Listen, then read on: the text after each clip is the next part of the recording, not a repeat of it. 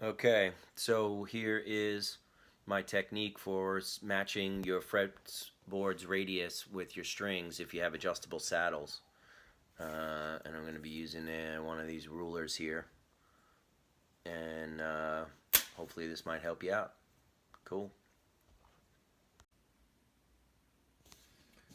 Okay, so I have my ruler here and I put some tape on it. I can get it in the view. There it is. I'm going for about 30 seconds height for the action of the strings. But that part's not really important. This is going to help match your radius of your fretboard to the bottom of your strings. So I have my ruler marked at a 16th, which is 1/32 smaller than what I'm trying to go for. So then I'm going to come over here to the guitar and the 12th fret, okay? And if I can stick this, and I'm going to put this ruler right behind my string on the 12th fret. And you can see some of the tape is sitting below the guitar, and if I rock it, then I'm not straight, and then I get to be straight, okay?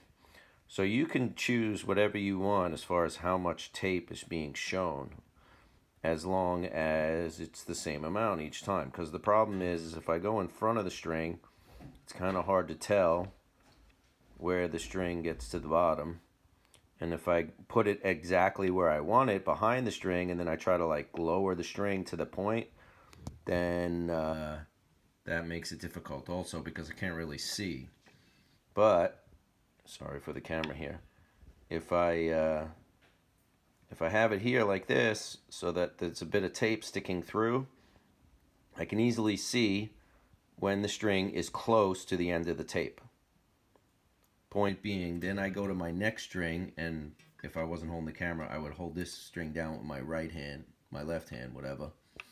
And then I can go to the next string, sorry, and you could see there's a reveal.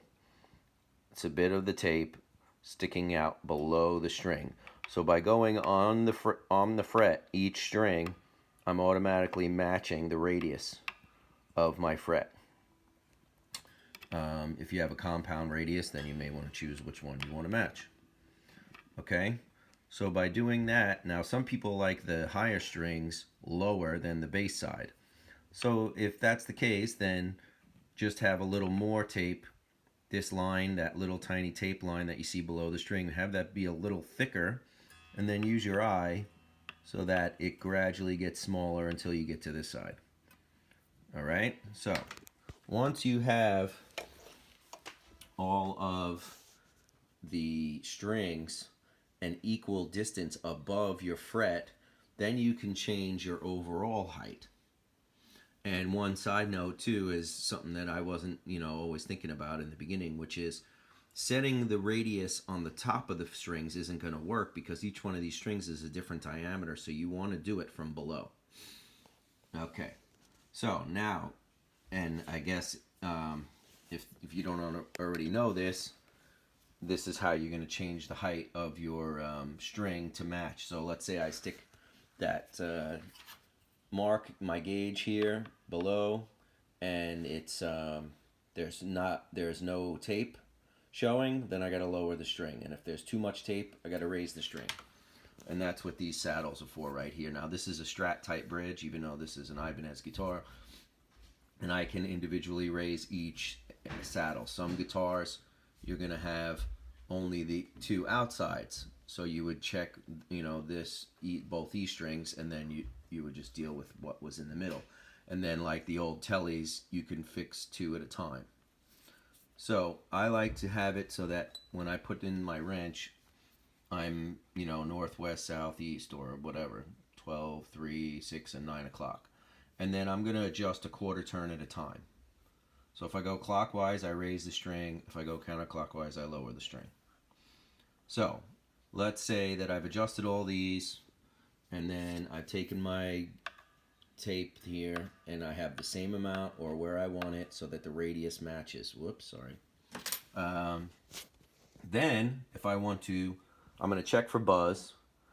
You don't want an excessive amount of buzz on the strings, and if you don't know what that means, basically you're just fretting every note, and you're going to play every note all the way up the fret on every string and see if anything's buzzing. Now you may have to also adjust the relief in the neck, but I'm assuming that you've done that already. Then if I want to change, again, if I want to change the height, then I can just put the same amount of turns on every one of these screws. Okay, so again, clockwise raises it and counterclockwise lowers it. So you check your guitar, there's no buzz, then you could go a quarter turn, and then on each screw, then check again. And you can keep doing that until it comes all the way down. I like mine a little bit higher, so I don't want it as low as possible. But anyway, hopefully that explains things. Alright, so that's basically how I set the radius, and I have done this on a couple of the guitars now, and it's working really well. And then, like I said, the height of the action is, of course, personal preference, but I think the guitar feels kind of nicer, especially when you're doing bar chords and stuff, if your strings match the radius. If you have questions, comments, I'm probably missing something, let me know. Thanks.